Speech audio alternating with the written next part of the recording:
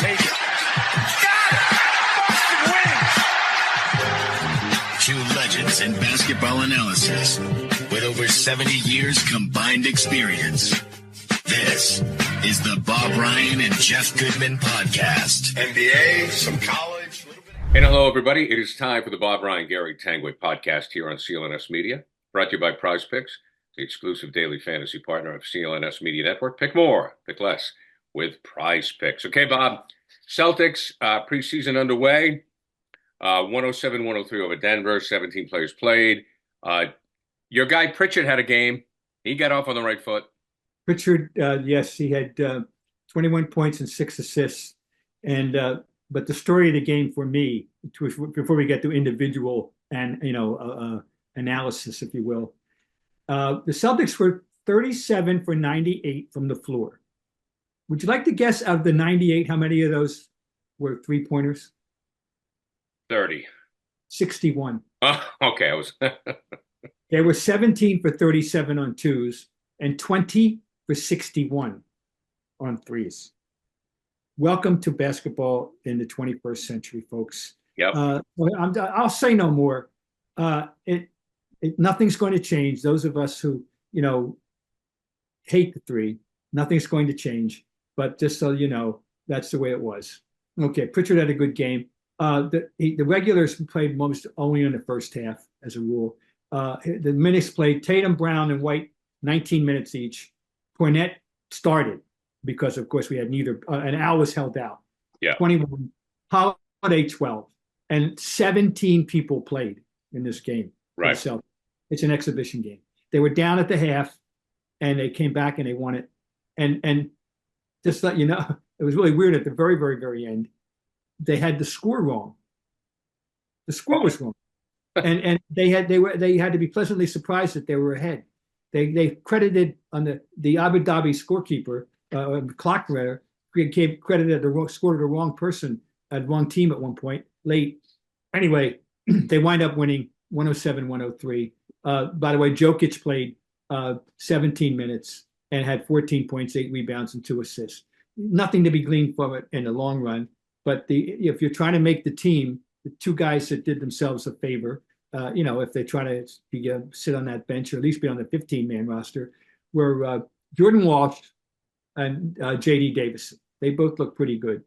And but the guy who did not do himself any favors was first-round pick, and I'm a guy I have a proprietary interest in, I must admit, all cards on the table, Baylor Shireman, because he started out college at my new favorite school that's not Boston College, South Dakota State. Right. Yeah. My new team west of the Alleghenies. And his first shot hit the side of the backboard, and the second shot was an air ball. Oh. So he hopefully got all the bad stuff out of his system in the first game. Yeah, he had some nerves, Bob. He had some nerves. He is the first-round pick, and I do expect him to come back and be on the opening day roster just because. But we'll see. Maine would beckon, of course. What do we glean by it? Nothing. Nothing in the big picture at all. I only saw the second half, and I tuned in at halftime. The one lament, I think, from Brian Scalabrine, back in the saddle, was they gave up too many easy inside baskets in the first half, presumably to Jokic, but not just to Jokic. He flashed himself in a Back to the Future mode, just so you know, down the road. DeAndre Jordan, he threw his body around pretty well for Denver. So just so you know, he's with Denver, and there you go. But that's it. The lifter, it's the first game of the NBA season. But I got to say this. I was one of the many great unwashed that had not done my political homework. And it is a little bit unnerving now, disturbing when you are informed that the NBA we know they're already in bed with China and, commercially, which is shaky, to be honest. But the UAE, the game was in Abu Dhabi and in that Arab Emirates. A lot of people very upset about this. And the Boston Globe ran an op-ed piece about this, the politics of it all. They are helping fund a terrible situation in Sudan. And people better look it up. Sudan is maybe the worst humanitarian crisis on the globe at the moment, which is saying a lot, by the way, if you think about it. But they may be the absolute worst humanitarian crisis of homelessness and displaced people. And the UAE is complicit in this, according to what I am reading, and only just informed recently.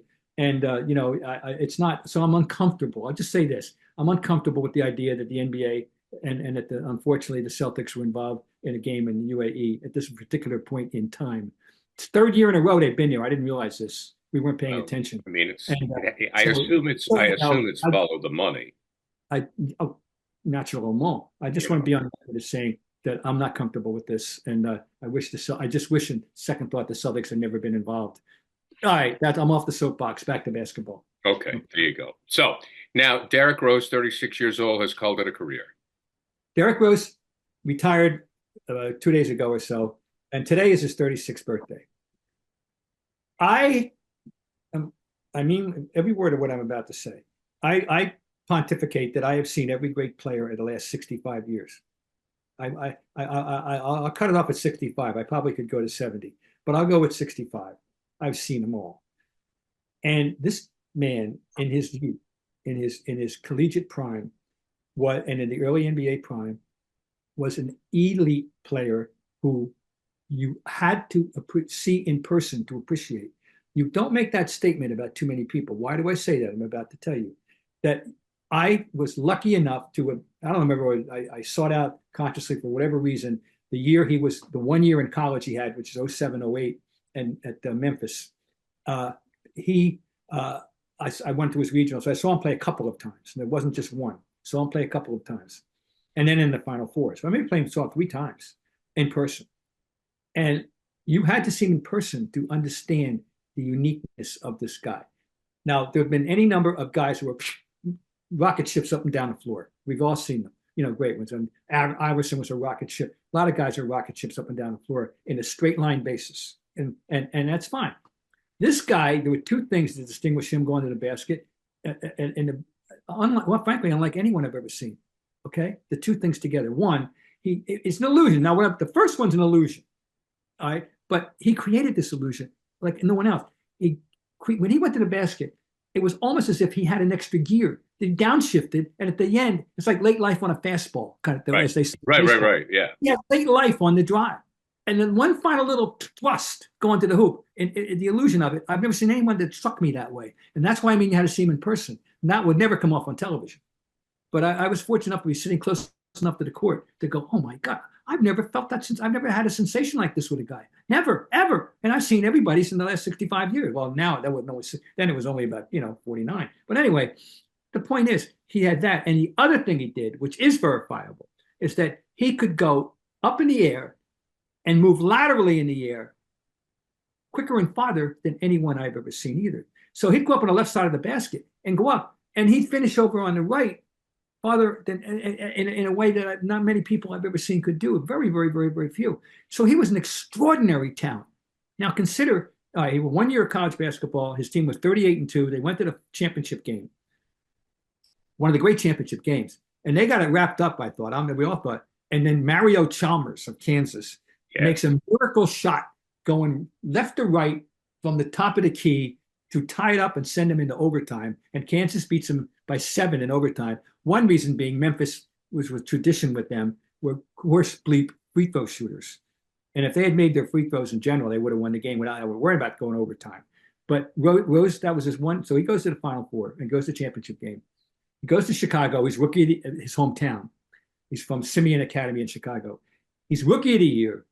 In his 3rd year, he leads them to a 62-20 record. Right. Okay? And he is the MVP at age 22 years and 7 months, the youngest ever MVP. That's how good Derrick Rose was. He was Hall of Fame bound. He was no doubt. He was Springfield. He could start preparing the speech, right? And then the next year they go. Let's see what the record was the next year. 50-16. It was 50-16. Right. And 56. And they on the first year, that year of the 62-20, they lost in the conference finals. Okay, they won the conference. They won the division. Second year, they win the division again, and they lose in the first round to Philadelphia. 6 games, but guess why? They lost. He tore his ACL. Right. Now that was in 2012, and we're talking about a career that ended now in the year 23-24 season. He was never the same again. Well, Never. Wasn't there a second ACL? Were there two? I think another. Yeah, maybe. I mean, he had multiple surgeries. Oh, he had multiple. He was never the same. You're right. Never the same. Done at 22 years, 7 months as an MVP with an express lane to Springfield. Oh, he was amazing. He was the next great player. I remember, obviously you go Larry Magic, then you go, Michael and LeBron. And I don't know if he was going to be LeBron I can't say that. But this guy was well on his way to being Iverson. Oh, God, yes. It was going to maybe be even better. He would, at that point, you would have projected him to have the kind of career that Curry's wound up having in terms of Curry, Durant. All said and done, right. going to be in the top 10 discussion. Right. That's what you would have thought at 22 years of age when he's MVP with this extraordinary physical gift that he was robbed. And so from that point on, he winds up getting traded first out of Chicago. And since he left Chicago, he went New York, Cleveland, Minnesota, Detroit, New York a second time, and Memphis. And hung around and had his moments and all that, but it was never, ever, ever the same. Now, but he loved to play, and I didn't think he was even going to stay in the league. We have to mention that there's a taint in the collegiate world, and that they were stripped of their runner-up, right? Because it was found out that alleged and I guess never disproven that he had someone else took his SAT test just to get into Memphis. Wasn't there also some money that changed hands?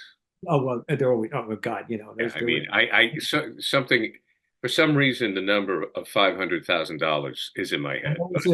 And later on, there was a sexual harassment charge. Oh, I don't remember that. But okay. Ended up not being convicted. Okay, right. So I'm just charged. And I'm not saying he's one of nature's noblemen. I may know that, but we'll stick with the basketball. He was an extraordinary talent, and he should be recognized for that. That's all. He was. So career was robbed. No, you're right. It is when it comes to the talent and on the floor stuff, it was really. I'm telling you, I'm just thinking that I can't think of anyone else that I've ever said you had to see him in person, right? Feel it, see it, and I was fortunate enough to be able to do that when he had the gift. You can now win up to 100 times your money on Prize Picks with as little as 4 correct picks. Hey, sign up today. Get $50 instantly when you play $5. You don't even need to win to receive the $50 bonus. It's guaranteed. Cook up hot takes with your friends and win real money this football season when you and your crew run your game on Prize Picks. This week on the Prize Picks football board, Justin Jefferson for more than 83.5 receiving yards and Patrick Mahomes for less than 267.5 passing yards. Download the app today and use code CLNS to get $50 instantly after you play your first $5 lineup.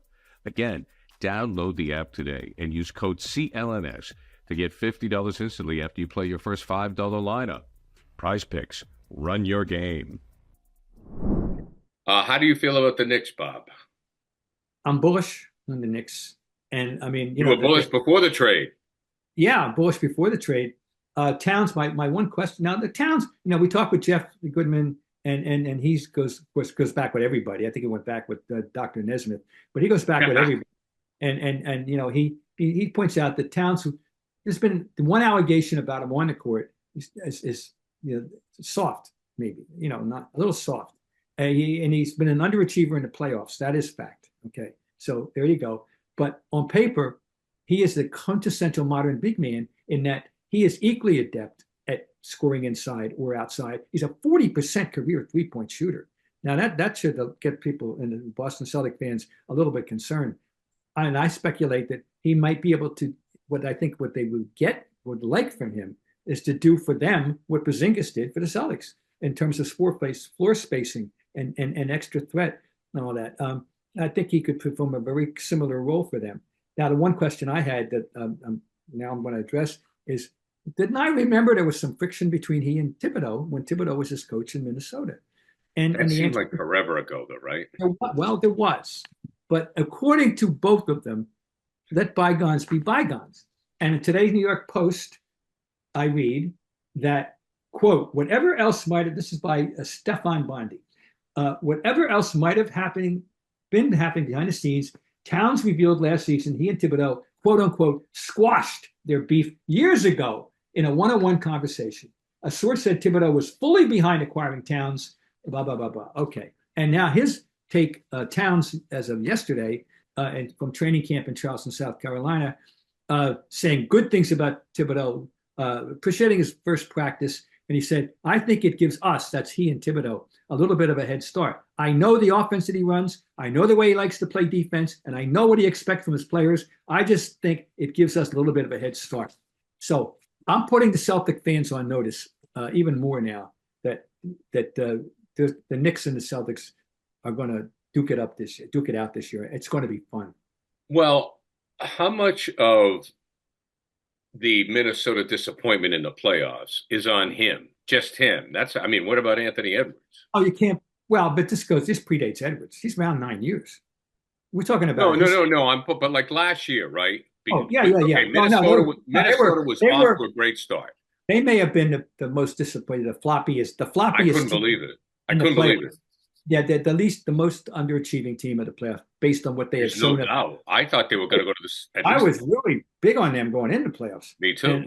And so that's right. So, okay. Well, you don't think that won't be brought up when the playoffs start? It's going to be brought up a lot. That's why, when they made the move from Minnesota's perspective, and there are many who think Minnesota got the better end of the deal. Oh, yeah. Well, I know there are people that feel that way. Of course, part of that is Steven Senso has really become an interesting, very good player. Had a great year. Right. So I'm not so I go every year.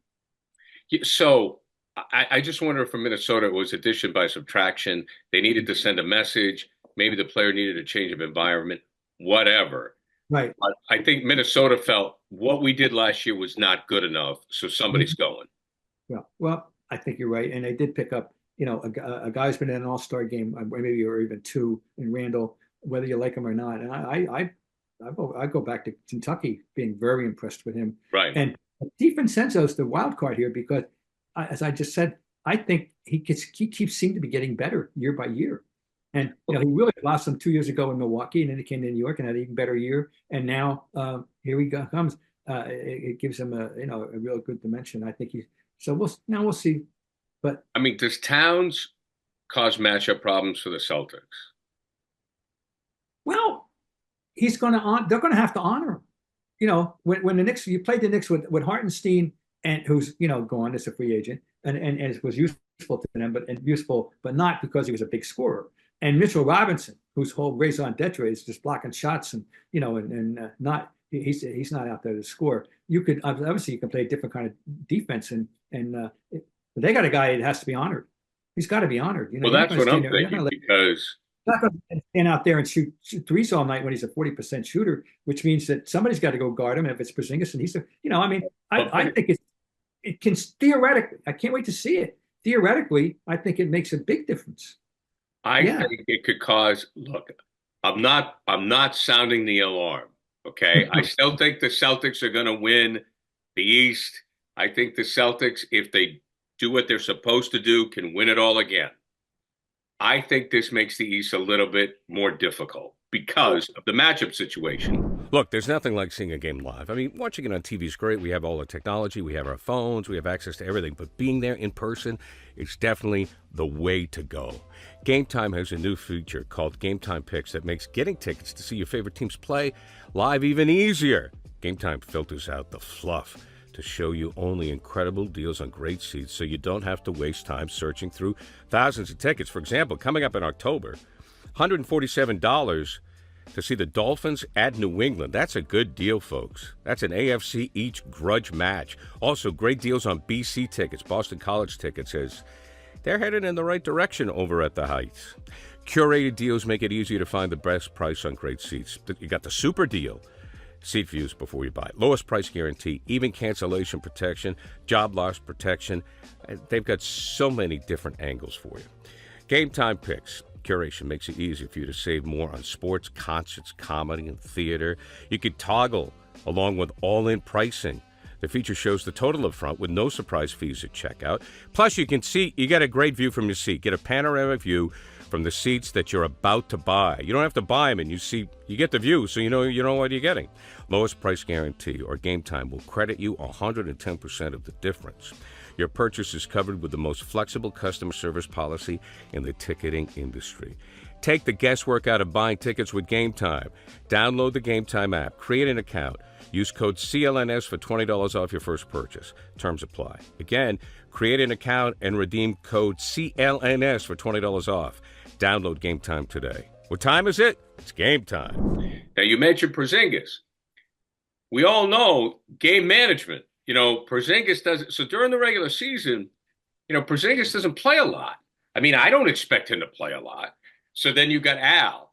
Now, obviously, if you get into the playoffs, it's a different story. It's all hands on deck. But what I'm just saying is, during a regular season, when these two teams match up, I think he's going to cause the Celtics some problems. Well, I think it's very possible. I just agree. I totally agree. Yeah. I think that's why they made the move. I think they made the move. They said, this is the only way we can beat the Celtics, because we need a 7'4" and a 7-footer, 40% shooter that can score in and out. If Porzingis, they got to make Porzingis move. They got to make the dude play defense. Al, we know, is long in the tooth. I think that is exactly why they made the move. It's an excellent point, and history tells us that teams do react to other teams in that manner. It's Celtics. I can tell you right now, the Celtics were dying to find an Andrew Toney deterrent. It wasn't right. Quinn. Well, they found it with DJ. That they got, but until that, he was torturing them, and then he still good. He never tortured them again once DJ showed up. And I'm sure that was very much part of the thinking, because they knew that the obstacle that they had in the East was Philly. Even though they lost to Milwaukee in '83, there were mitigating circumstances. A lot of mitigating circumstances in that Milwaukee sweep of the Celtics in '83. They knew the real foe it was Philly, and they addressed it. There's no doubt. I mean, and I understand you have Philadelphia. It all depends if the big guys get healthy with the Sixers. But even though the Sixers are better. They are, and they're deeper. They're legitimately deeper. People should pay attention. They picked up, guys that can get out there and play. They picked up some and Andre Drummond, who can still rebound. So yeah, they're going to be better too. But it's fine. The teams are going after. They're going after the Celtics. That's clearly no doubt. Yeah. Now Thibodeau, like a Thibs, Thibs. I mean, you were around the guy. Yes. How do you think he has changed? And why he's so good with his team? It seems that he's not, and I don't know if he burned out people in Minnesota or burned out people in Chicago, but it seems like, has he mellowed? Well, he's in his 60s now, and I mean, really, and he's been around a long time now in the league, and we don't know how he's behind the closed doors, but he the other day, it's interesting. He was, I don't think he was angry. You can't tell that in print, but he was willing to address that he's not changing his philosophy about the playing time. And, he's been criticized for playing his regulars too much. And he said, nothing's going to change. I'm going to play my regulars the way I'm going to play them. And so don't think, so that's the one thing. He hasn't changed in that regard. He's going to be some heavy minutes for some of his starters. And he doesn't give a damn. He'll take his chances. He's not a big fan of the load. In other words, he's not buying into the load management thing the way a lot of other people are. Right. Well, Bob, you saw my star in the background. Here we go. Yeah. Flash. Right. She's not buying it. Flash, say hello. Say hello. Flash. We'll have to get Flash. Maybe my Blaze can make an appearance one day. Yeah, Blaze and Flash. Well, all right, Bob, great job as always. We will talk to you again next week. Yep. Bob, Ryan, Gary Tanguay, brought to you by PrizePicks, the exclusive daily fantasy partner of the CLNS Media Network. Pick more, pick less with PrizePicks. All right, Bob, talk to you soon.